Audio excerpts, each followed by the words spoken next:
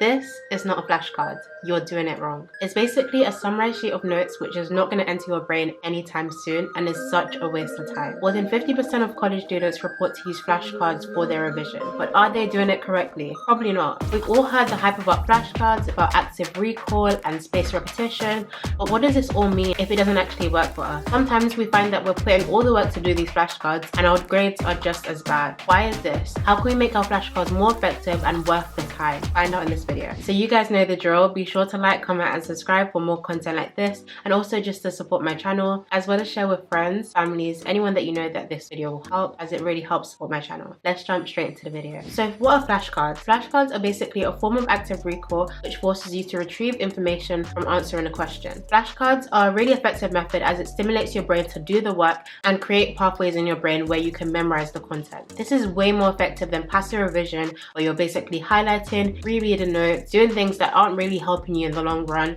and it really helps to enforce that information and help you to memorize it quicker. All of these passive revision methods ultimately lead to you wasting time and also doing bad in your exam, so please try to avoid these and try flashcards if you haven't already. By testing yourself in the same way that you're going to be in the exam, you're basically preparing yourself for the exam and getting yourself ready to answer all of the questions and know all of the content. This is all well and good to know in an ideal world, but if your flashcards are not effective, you are not going to be reaping all of these benefits and you are going to be wasting more time in the long run. So now let me tell you how you can upgrade your flashcard. So my first tip is to make your own flashcards. Now I know this might be a bit controversial, as I do recommend pre-made flashcards sometimes, but in the long run, making your own flashcards is going to be more effective for your learning and memorization. It is so easy to buy these pre-made flashcards from Amazon or CGP and for them to come into the post the next day, eliminating all of that extra work that you would have to do to make the flashcards. And at times this can be really convenient, especially if your exam is soon, but it does cut out a really crucial part of the learning process and makes it harder for you to memorize the content. Nothing will be better than making your flashcards from scratch in your own words. Creating your flashcards from scratch means that you're converting information from one form to another, which allows you to understand the content rather than just blindly memorize it. It creates stronger pathways in your brain as you are understanding the content, processing it, and then converting it into a form where you can memorize it. So you are more likely to memorize it because the words make more sense to you and are more convenient to read and memorize compared to a really wordy textbook answer that would be on your standard pre-made flashcard. So ultimately, it may seem like more work to make your flashcards from scratch, but in the long run, you'll be saving time as it'll be much easier and faster for you to memorize. So you can basically make flashcards by finding the specification for that subject. You can do this by searching the subject, the exam board, and what level it is. So it's either GCSE or A levels or whatever you're doing, and then it should come up as a PDF, and then it should have a bullet point list of all of the points they want you to memorize for the exam. This will help you to avoid missing out key information and also formulate your own exam questions, as you can convert points from the specification into questions that you can answer. So another thing that can really upgrade your flashcards is using pictures. Now I know this sounds really kiddie and like a waste of time, but it really does help your brain to understand and memorize information much quicker. Studies show that the human brain finds it easier to memorize images as opposed to an arbitrary sequence of words that you've never seen before. That's why when we teach babies about different letters, we always like to associate that letter with a picture to help them to memorize the letter and the sound of the letter, as it really helps to associate those words that they already know with a picture that they already know, which makes it much easier for the brain to understand. In the same way, when I was memorizing the cranial nerves, I always remember to this day, even though I haven't revised it in ages, that olfactory is for the nose, because every time I think about olfactory, I think of the nose that I drew in my notes, and it just helps so much. It's the little things that really count and the little things that really keep things in your mind, as well as drawing funny images and things that may seem weird, but they help you to memorize it. So having a simple picture in your flashcard can help you to memorize the answer and also retrieve the answer when you think that you've forgotten it. As some of you may have experienced, you may have an exam where you know the answer, like you can almost see it, but you can't put it into words for your answer. So it's really annoying when this happens, but if you use an image, it will be much easier to retrieve that information and think about what the answer is by memorizing that image, and then that will help you in the exam, especially when you go blank. So this relies more on your long-term memory as opposed to short-term, which will mean that you get it quicker. Another really helpful tip is to use mnemonics for listy answers. So what I mean by this is when you have an answer to a question on your flashcard, which is really long, is a long list, and you're thinking, how am I going to memorize it? It is so much better to make this a mnemonic. And the funnier you can make this mnemonic, or the weirder you can make it, the better, because that's the more likely you're going to memorize it. Mnemonics are basically study devices which help you to memorize content and create associations between pieces of information. So this is particularly helpful for lists because it may be hard to memorize every single point. For example, example, you may come up in the exam and it says list 5 places where something is made.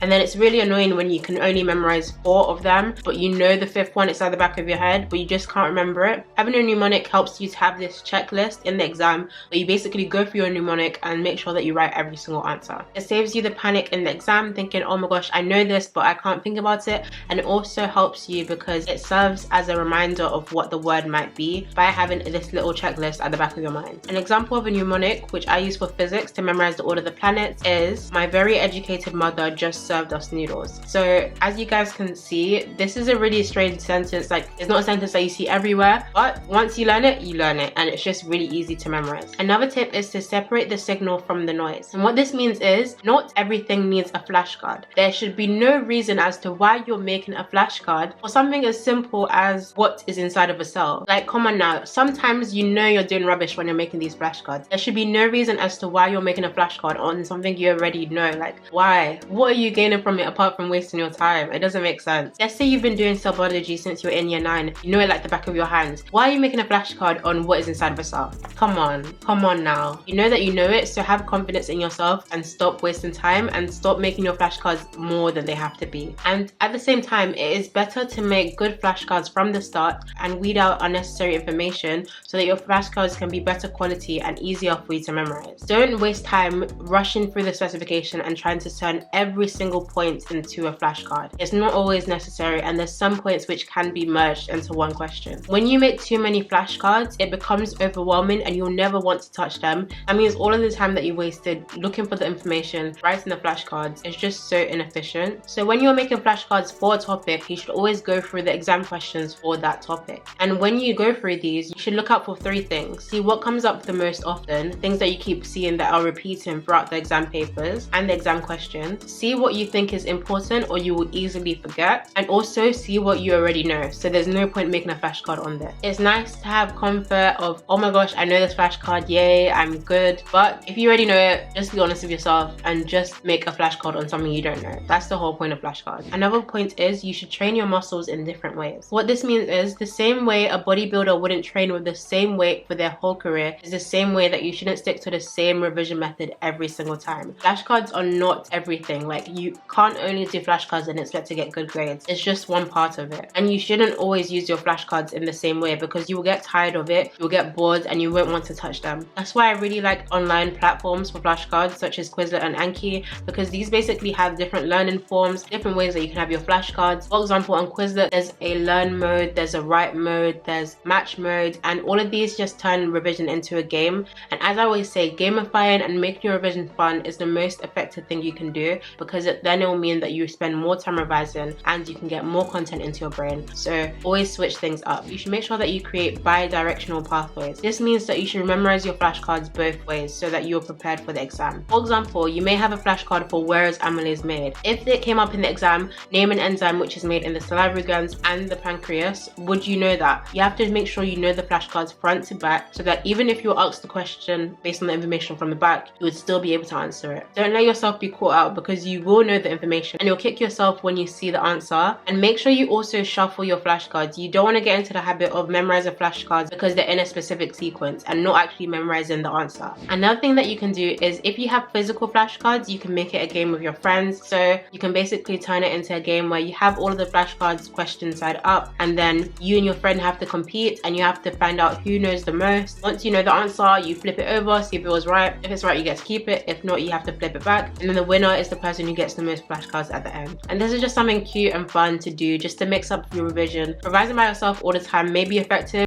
but it honestly gets really tiring and boring. So it's always fun to have revision sessions with your friends sometimes. Now, a lot of people mess up making flashcards when they do this. You only need to put one question on your flashcard. Don't be making a flashcard that has 17 questions. Like, what are you even trying to memorize at that point? You can simplify complicated concepts into multiple flashcards. Don't think that one point in the specification has to be one point in a flashcard. You can split that up, and it's better if you do so because it'll be easier for you to memorize. Don't go and put an essay on the back back of the flashcard. Please stop doing this. You're wasting your time. Just write a few bullet points, a few things that you can see yourself memorizing, because there's no way that you're going to memorize a bunch of essays on the back of a flashcard. It's just not going to happen, and if it does, it will take you a very, very long time. Split up the question, split up the answers, and make it doable. And if you don't, then you may fall into something called the illusion of competence. So this is basically one, for example, you put 5 facts on the back of a flashcard, and then you turn it over and you see the 4, and then you think about it and you know that you know 4 answers, and you think, oh, I just can't get that 5th one.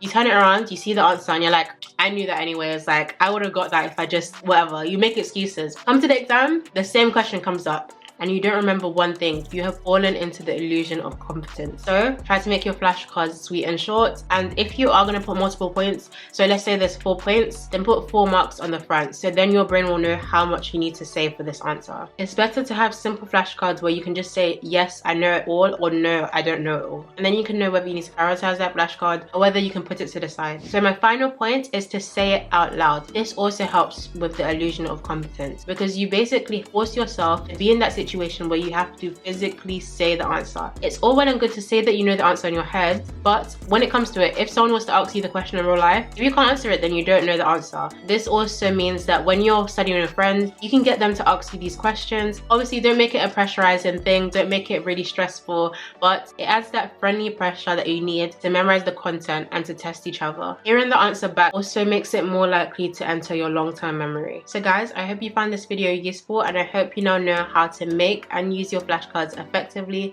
in order to get an amazing grade. And guys, if you need any help with specific subjects, be sure to check out my playlist here, and also comment down below if you have any video ideas that I haven't already done. I'll see you guys next time. Be sure to like, comment, and subscribe, and share. Bye.